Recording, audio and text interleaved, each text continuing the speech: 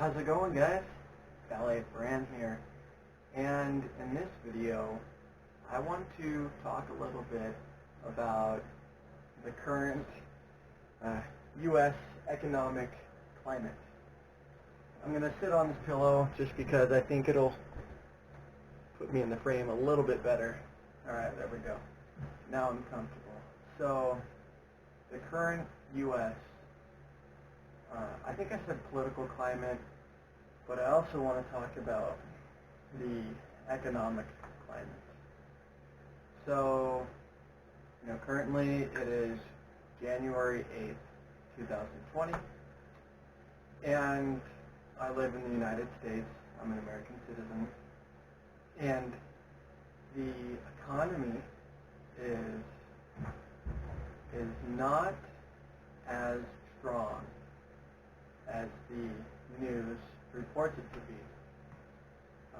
What makes me say that? Well, if anyone remembers the bailouts, the federal bailouts in 2008, we did this thing called quantitative easing, which, in a long story short, is just money printing. And I say we, but I mean central banks and federal reserves. So the whole point of bailing out the banks was because if they didn't bail out the banks, this is the official narrative, if they didn't bail out the banks, that the whole global economy would collapse. But the problem still continues 12 years later. The problem from 2008 continues 12 years later. The problem with bailing out the banks, guys, was that not only does it steal from the people like you and me, that are hardworking citizens that pay our taxes, not only does it steal from us, but also the solution that they came up with was a temporary solution, and it put a Band-Aid, over a wound, instead of actually, fixing, the underlying cause.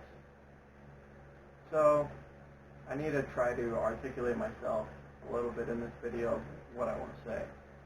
I think that the United States economy, and global economy as well, but definitely the United States economy, it's going through a slowdown currently, and I think within maybe 1 to 3 years is my guess. 1 to 3 years until the next crash. The problem with bailing out the banks was that markets tend to have cycles, right? Up and down, up and down. And the propping up of the banks, it screwed over the market cycle, and the United States economy has had, artificially and also not artificially, has had sustainable growth, upwards, which may be good to some people. But the point is, guys, is, usually 8 to 10 years is the market cycle for, a thriving economy, and then, a couple years of recession. That's normal. But we have surpassed the 10-year market cycle mark by, a couple years, if not multiple. And the long story short is this, guys, is eventually the system's going to come burning down. And when it does, I think it's going to be, like the bubble analogy. I think it's going to be the bubble bursting. And the reason I say that is because with banks and the Federal Reserve just printing money out of thin air, that eventually is going to dilute the dollar so much that it'll hyperinflate, you know? The United States dollar is a fiat currency, which is a government and central bank ran currency. That's pretty much all fiat is hey, you know, the government or a central bank controls it. Now, if you look at the history of other fiats in the past and fiat in general, they eventually hyperinflate. You know, Venezuela is a perfect example. I have a girlfriend, she's Venezuelan, and she can tell me firsthand, well, I guess secondhand, right, from her family, that food is so scarce. I mean, you know, sure, her family is eating a little bit, but nothing like we have in America or other countries. So there's hyperinflation involved, and the point of my video is I want you guys, my subscribers, my viewers, you who are watching this video, I want you to have a hedge, and I want you to think about these things if you haven't already, because most Americans have their money in the bank account, which is technically not theirs. The second you put your money in the bank account, it becomes that credit union's or that bank, it becomes their money. And it says that in the fine print. So my recommendation is that you have, like I said, a hedge. You know what's a hedge? It's an asset that, you know, maybe you control and that can hold its value or appreciate in value and something that you have control over. Now, personally, I like precious metals. I have some silver.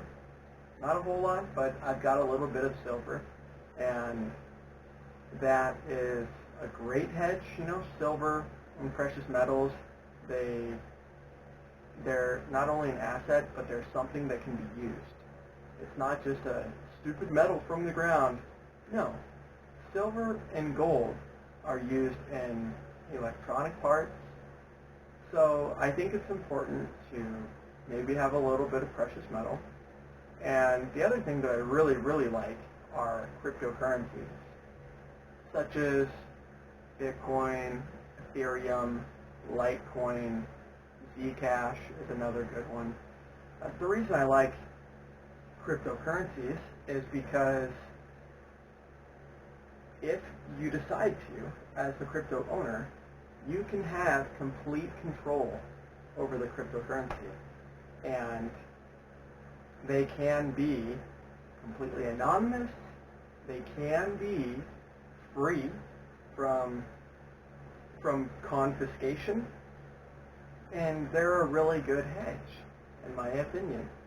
Now, if you may have heard of Bitcoin, then I don't know what you've heard about it, but maybe you heard about in December 2017, Bitcoin went to $20,000.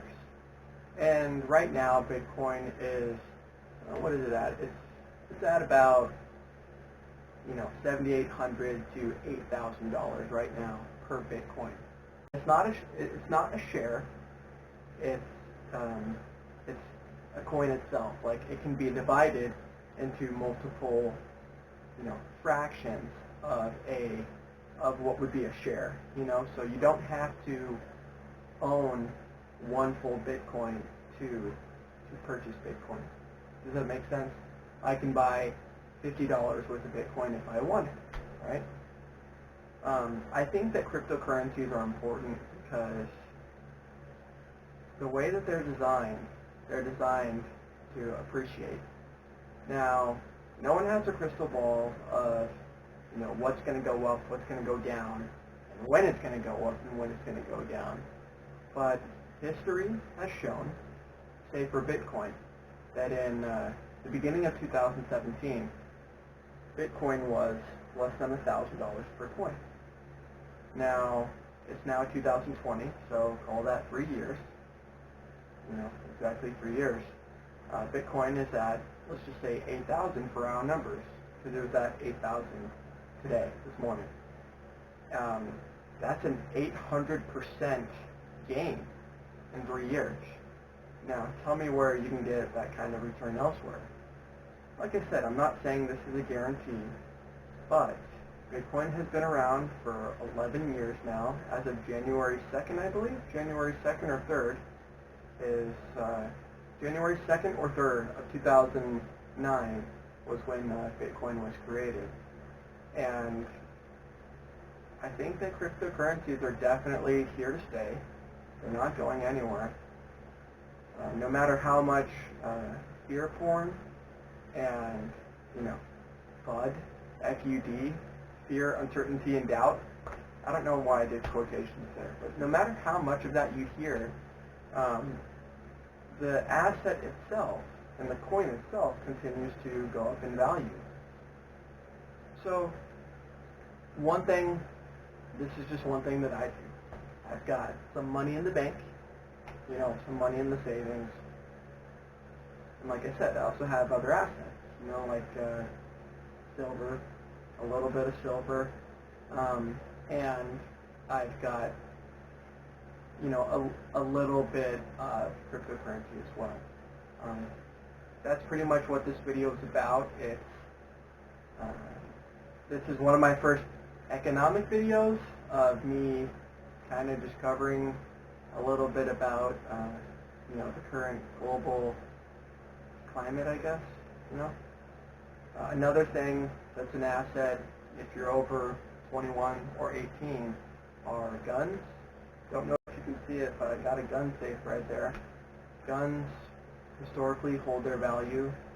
They, as long as they're not like rusted or anything, people want them. They're an asset. They're something that you can trade, and they're something that have held value in history. And same thing with ammunition. Bullets, gunpowder, lead, all of that. Inside the bullet itself, historically has stood the test of time. So that's just something that I do, guys. Like I said, my first video on kind of economics, and in the future I want to cover some politics, but this is just my entry video. I'm going to cut it off right here because I can't even tell, but I know I've been, it's 7:12. I know I've been talking to you for enough time in this video, so hope everyone has a wonderful day or night, wherever you're at. I hope you're doing well, and I really want the best for our world and the people. That's just where I'll end it. It's getting very crazy politically, and there's a lot of uncertainty. And so in times of uncertainty, it's smart to have a hedge against your, fiat system, the US dollar. It's smart to have a hedge because you may have heard of the saying, don't put all your eggs in one basket. And if you study history, you'd realize that things like, precious metals and, like I said, guns and ammo and real estate as well is another one that I haven't talked about, but I'll talk about it in future videos as well, is another smart idea. And that's just my opinion. So, like I said, hope everyone's doing well. See you next video.